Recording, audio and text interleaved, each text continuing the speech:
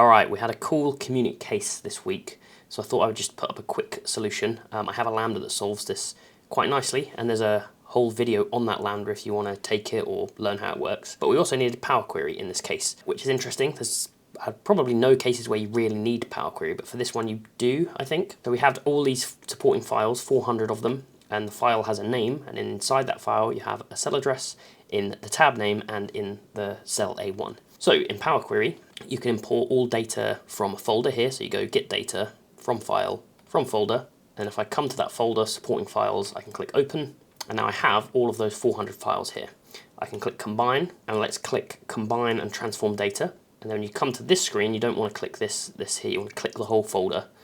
Click OK. And there we go. We have all the files combined. So we have the file name. So we can call it file name in here.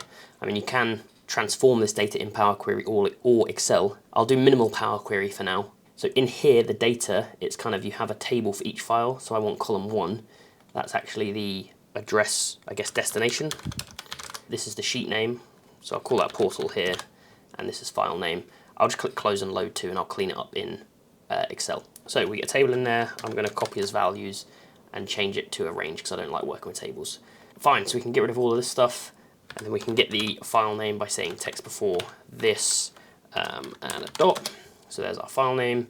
Let's replace that into here, and we're basically ready to go. So let's do the bonus. How many cell addresses move vertically or horizontally to their destination? So that's where the row number or column number is the same. So let's say row num, well, let's import my lambdas first of all, and then I can use my row number lambdas equals row num of this. And then I want, I'm actually going to change these round. If you don't know this, you can hold shift to move columns like between each other, and then I can just do that. So where they're the same, so all the column nums are the same, so let's say col num of those two things, and let's get that down. Then we can say or this is equal to this, or this is equal to this, so it's the same row or column number, and let's put a minus minus on that to turn it into ones or zeros. And then if I drag that down, the sum is 60. So 60 move exactly vertically or horizontally. Then it says calculate the absolute row and column difference. What's the largest value? So now I can say absolute value of this minus this. And then let's pull that across. I'm just pulling it 2 across. And then I can get rid of this, basically. Do that. And let's drag both of those down. And I think I want the sum of the row and column differences.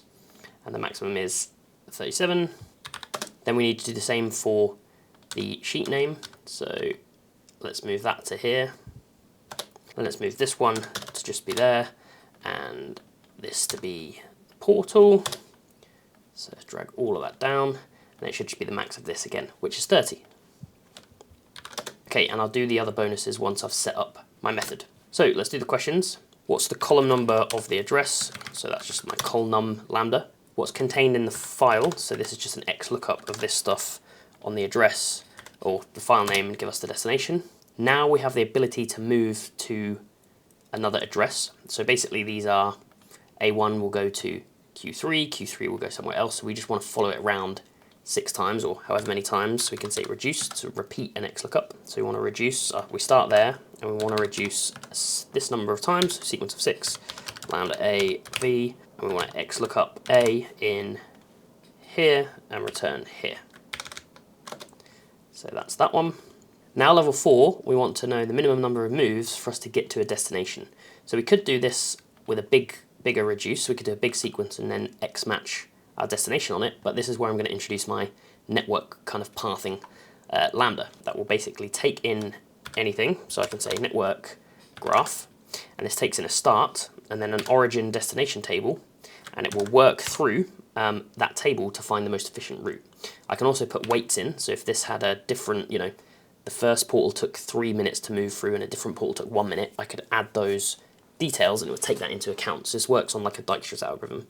Function, I can put, product, max, min, whatever, sum or a lambda. By default it's sum, so it's just adding the steps across. My targets is actually given to us in the case, so it's here, but this can take multiple targets, which is also interesting, and multiple starts, and then that's it. So it's always going to search for the minimum distance, like so. Okay, now another easy one. What's the portal that it leads to? So we start there. It's just an XLOOKUP from here to the portal address. So we're kind of doing the case again now, but with the portals. Level 6, we want our route, but we can use portals or our origin destination table. So I'm going to say equals this. This is our normal pathing. And then I'm also going to put underneath hstack, so we could also go from these to the portals. So now we have a much larger origin destination table, so the Lambda will work through this to find the most efficient route. So let's say network graph from start with this origin destination table, and let's lock that, and our targets are here. And then level 7, we can only use a portal cell once. So my original approach for this was basically to do a sequence of 400, because there's 400 files and addresses here, and then to do vstack, our normal routing, so this, with choose rows, 1 from the portal table, and then 2 from the portal table, and run my network thing 400 times over for every single question. And that works, but it takes my PC about a minute to do it. The better way, and this kind of a genius way, comes from Jean Wallet's video. He said he got it from DIM, so no surprise there. But basically what you could say is, let's delete this out. I actually just want to paste my answers as values so I don't lose any of those. So let's start with our normal destinations. So this is the first kind of realm I can be in. But I could also go from those places to their portal address, but only once. So if I label their portals as something, so let's say hstack this, and then this, and a P, for example, to indicate portal. So now I could say A1 goes to O12, but it's a portal. Now once I've gone to O12, then I can only remain in this section again. But I don't want to come back to that section, because then it will allow me to come into here and go to another portal and so on. So what I can do is just say, give me all of these things and a P as well. So at any point I could cross into a portal instead, and then when I've crossed into a portal I can only be in this navigation. This whole network path lambda is only one directional, so I can never work backwards, and that's why this works. So let's just put those underneath each other, and that is now my new kind of network path. And if we ever had a question where it was like, oh, you can only use a maximum of 2 portals, then I could have another offshoot chain with PP on it, or PPP for 3, or whatever I want to do. So I could change the lambda to allow that, but this is a really nice method that's pretty quick, and I could build this table up with a formula as well if we ever had a question where it was variable. So now it should be exactly the same. So network graph of start here, here's my origins destination tables, and my targets here. And I have an error, and that's because I'm looking for P5, and it's probably P5P is the only way to get there, so that works. But the good thing about this lambda is it takes multiple target addresses. So if I say P5P here, this is going to show off where the lambda is really useful. So I can actually take multiple targets, and it will tell me, okay, I don't get there in the first one, but I do with this one. And one issue here is that where I don't find it, I'm going to run every single possible route to try and get there, so it will take a while. So I can put a maximum step limit in, so I'm going to say the step limit here is 50, and then let's change my targets to actually just be vstack, this, this, and P, and then if I don't get there, then let's say if error 1000, and then I can say the minimum of those 2 things. And if it was ever 1000, I know I need to do more steps than 50. So there we go, that runs it really quick. Okay, then the bonus, how many cell addresses destinations lead back to themselves either through normal movement or portal. So if I take A1, I can go to Q3 or to O12. I want to know, do those lead back to itself? So do either of these lead to A1 through destination or portal? So let's just set up my normal network pathing again. You could do this with XLOOKUPs as well, but that's fine. Let's hstack the final name and portal. So this is our kind of whole network pathing again. So let's say network graph, start there, origin destination table is here, and we want to do our target as A1, but we want a step limit of 1, so only moving once. So if we can get there, it will give us a 1, otherwise it will give us a 0. So let's say if error 0, and then we get a sum of 4. So 4 of these destinations go back to the file name.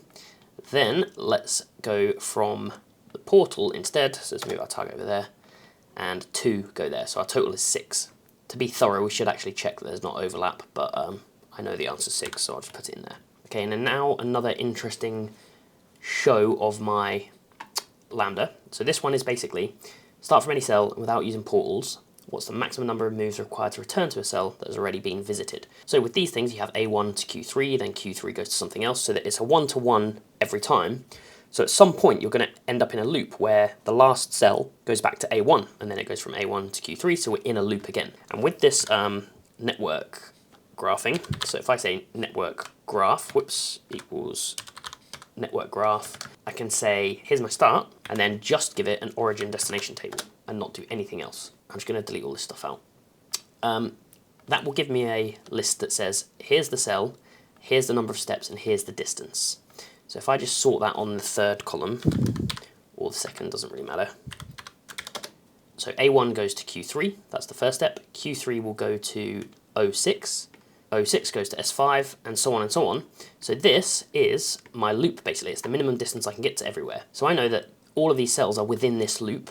So if I just take max of those, and because that's more than half the cells, you already know that's going to be the biggest loop anyway, but just to show it thoroughly. I also need to lock this. So you'll see a load of them are in the same loop. There's a loop of 313, there's a loop of 78, so there's 9 left, and those 9, I think, are probably in their own little loops, or at least 6 are, because we know they lead back to themselves already from the last question. So yeah, to start the loop again, the maximum is 314. So 314. Whoops, 314. So yeah, I really like this case. Annoyingly, I couldn't get that question 7 out by realising the trick of mapping portals with a different flag. But yeah, I think it shows off the versatility of that lambda I built well, because it can do just a load of things. So if you want to see the video where the whole lambda was kind of built and broken down, I think it's in this corner or this corner, don't know which one. It's in one of those corners, I'll link to it. And subscribe if that was useful, and I'll see you next time.